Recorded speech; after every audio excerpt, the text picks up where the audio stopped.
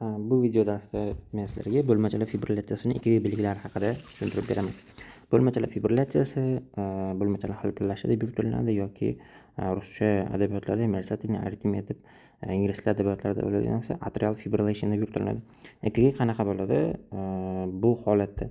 Aytaylik, mana shu keys bo'yicha ko'radigan bo'lsak, 60 yoshli erkak kishi qabulxonada shikoyat qilib kelyapti. Heart failure, ya'ni yurak yetishmovchiligiga shikoyat qilib keladi va ikkiga olindi. Ikkigida bo'lmachalar fibrillatsiyasini o'zi bir nechta aniq keltirib beruvchi kriteriylari bor. Ular birinchi o'rinda ritm noriglari bo'lishi, payt ishchani bo'lmasligi edi. Asosan shu ikkita kriteriy. Demak, bu ikkiga bo'yicha ko'radigan bo'lsak, birinchi payt ishchani qidirib ko'raman. Payt ishcha bormi yoki yo'qmi? Albatta ko'rasdan oldindan qarayman. Payt ishcha umuman yo'q. Payt ishcha yo'q.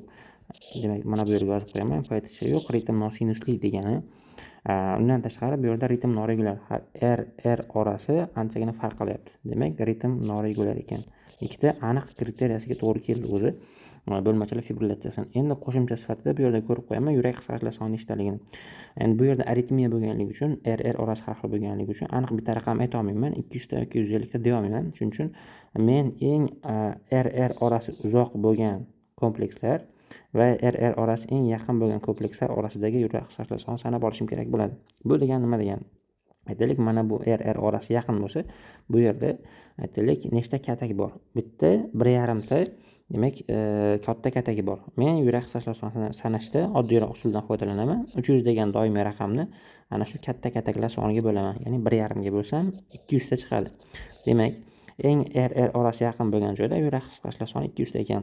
Eng uzoq bo'lgan joyda-chi? Eng uzoq bo'lgan joyda 1, 2, 3, 3,5 ta yoki 4 taga yaqin. 4 ta deb olaylik. Demak, 300 degan sonni endi 4 ga bo'laman. 4 ga bo'lsam o'rtacha 75 ta chiqadi. Demak, yurak qisqarishlar soni 75 tadan 200 tagacha ekan. Chunki ritm norigular bo'lganligi uchun aniq bitta raqam aytmaymiz. Ya'ni yozayotganda yurak qisqarishlar soni teng 75 chiziqcha 200 tagacha deyaveramiz. Keyin ko'rishim kerak bo'lgan narsa elektroqi. Elektroqi qanaqa bo'lishi kerak edi? Eng baland R birinchi, ikkinchi tarmoqda, keyin 1da, keyin 3da bo'lishi kerak edi. 3-tarmoqqa qarasam, R progressiyasi juda ham kichkina, demak R yo'q, почти. Birinchi tarmoqda R bor, lekin eng baland R'lar ikkinchi tarmoqqa to'g'ri kelyapti. Taxminan o'lchab o'tirmadim. Va mana bu qonun qoidaga to'g'ri kelyapti. Bu elektroqi normalligidan dalolat beradi. O'z normal deb qo'yaveraman. Normal deb qo'yaveraman. Ko'rishlarim yaxshi. Ko'rishlarda deyarli o'zgarishlar yo'q. Endi bu yerda tishchalarni ko'rib qo'yishim kerak, ya'ni T tishchalarini ko'rib qo'yishim kerak.